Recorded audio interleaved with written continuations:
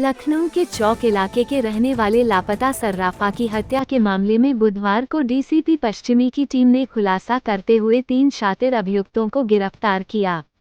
दरअसल इस मामले में बीते 18 मार्च को सुबह 10 बजे मृतक सर्राफा रूप नारायण घर से दुबग्गा थाना क्षेत्र स्थित अपनी दुकान जाने की बात कहकर निकले थे। देर रात होने पर वापस नहीं लौटे तो उनके मोबाइल पर कॉल की गई, लेकिन मोबाइल स्विच ऑफ आया।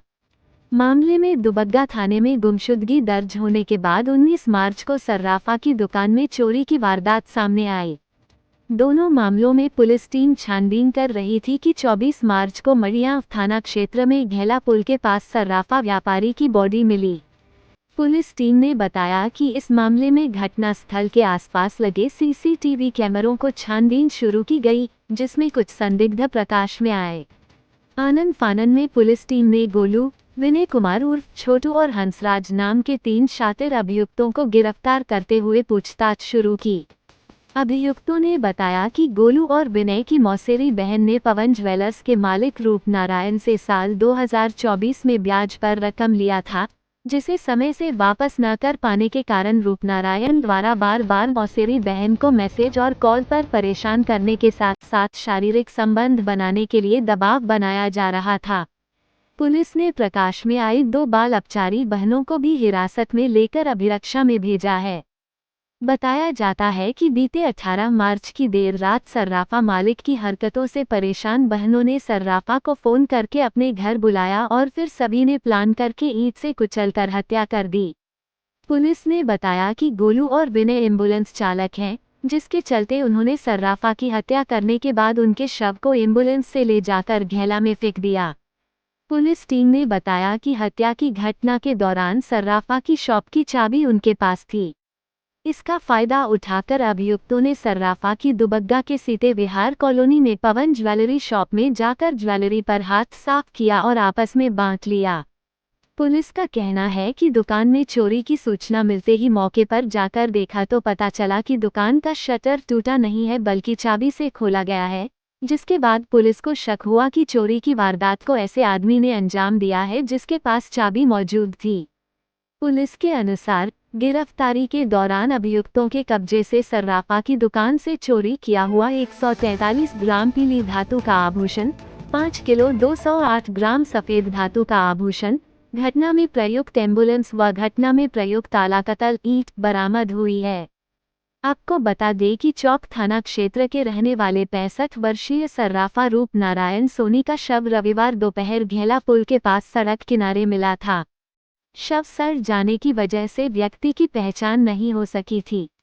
बीते मंगलवार को मृतक सर्राफा के परिवार ने पोस्टमार्टम हाउस पहुंचकर शव की पहचान की। बताया जाता है कि पोस्टमार्टम रिपोर्ट में मृतक के सीने के साथ साथ शरीर के अन्य हिस्सों में भी चोट के गहरे निशान मिले थे। फुटेज मिली जिसमें कुछ चोर संदिग्ध जो थे वो चोरी करते हुए दिखाई दे रहे थे। इस चोरी की खास बात ये थी कि इस चोरी में कोई ताला नहीं तोड़ा गया था, बल्कि दुकान की ही जो चाबी थी ताले की उसके द्वारा खोला गया था और चोरी की गई थी।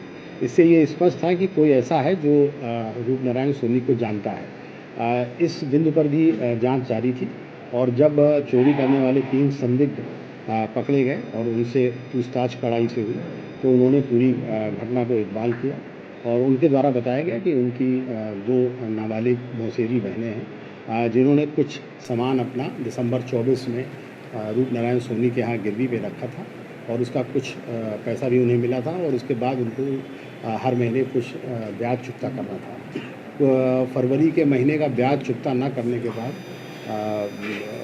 रूप नारायण सोनी द्वारा जो है इनको परेशान किया जाने लगा इन लड़कियों को और घर में आके 2-3 बार उसने काफ़ी हंगामा भी किया और इसी बीच उसका फ़ोन से भी वो लगातार इन लड़कियों को परेशान करता था और उसने जो लड़कियां थीं, जो नाबालिग लड़कियां थीं, उनसे एक इंडिसेंट प्रपोज़ल भी रखा। ये बात जो है वो इन लड़कियों ने ज़्यादा परेशान होकर अपने मौसेरे भाइयों को बताई। उन मशहूरे भाइयों और इन्होंने मिलकर एक षड्यंत्र रचा और उसको रूप नारायण सोनी को 18 तारीख को फ़ोन से अपने घर बुलाया योगी दुबग्गा क्षेत्र में ही उनका घर था। और उसके बाद वहाँ पर जैसे ही वो पहुँचा, उसकी ईंट से जो है मार के हत्या कर दी। हत्या करने के बाद उसको जो है ये एक एम्बुलेंस में लेके घैला पुल में गए और घैला पुल से उसको नीचे फेंक दिया। और उसके जेब में जो चाबी थी, चूँकि वो दुकान बंद करके सीधे आया था, उस चाबी से ले गए और चाबी से उन्होंने उसकी दुकान खोली और उसमें चोरी की। और चोरी करने के बाद फिर ये लोग भाग गए। इसमें जो अभियुक्त आए, इसमें गोलू और विनय दो सगे भाई हैं और उनका मामा का लड़का है हंसराज, और दो नाबालिग अपचारी हैं जो भी इनकी मौसेरी बहन हैं। इनको सबको गिरफ्तार करके और बाल अपचारी जो हैं उनको विशेष न्यायालय में जो पेश किया जाता है पेश किया जाएगा और इनको गिरफ्तार करके जेल भेजा जा रहा है 3 लोगों को। और जो बरामदगी हुई है इसमें करीब 5 किलो 207 ग्राम चांदी है और 143 ग्राम सोना है। और वो जो आला कत्ल जिससे उन्होंने मारा था वो भी बरामद हुआ है। वो एम्बुलेंस जो एम्बुलेंस से ये रूप नारायण सोनी की डेड बॉडी को गैला पुल पे फेंकने गए थे वो भी बरामद की गई है। मृतक के और चप्पल कपड़े जो उतारे गए थे वो भी बरामद हुआ है। मर्डर का सर मेन मोटिव क्या था? क्या सिर्फ परेशान करना था कि मोलेस्टेशन भी था? मैंने बताया कि वो परेशान भी कर रहा था और पैसा अपना मांग रहा था कि हमारा पैसा दो, वापस करो, और महीने का जो ब्याज होता है वो भी दो। इसके अलावा उसने बातचीत में उनसे कुछ इंडिसेंट प्रपोजल भी रखे और जिससे परेशान होकर इन महिलाओं ने, इन बच्चियों ने अपने भाई से ये बात बताई। उसके बाद सर ये एम्बुलेंस किसकी थी और कौन चलाते थे? इसमें जो विनय और गोलू जो भाई हैं, इन्होंने एक पुरानी एम्बुलेंस खरीद रखी थी, इसी को वो दिन रात चलाते थे। और ये जो प्राइवेट अस्पताल हैं उनमें इनका अपना टाई अप था, तो मरीजों को ले जाता है।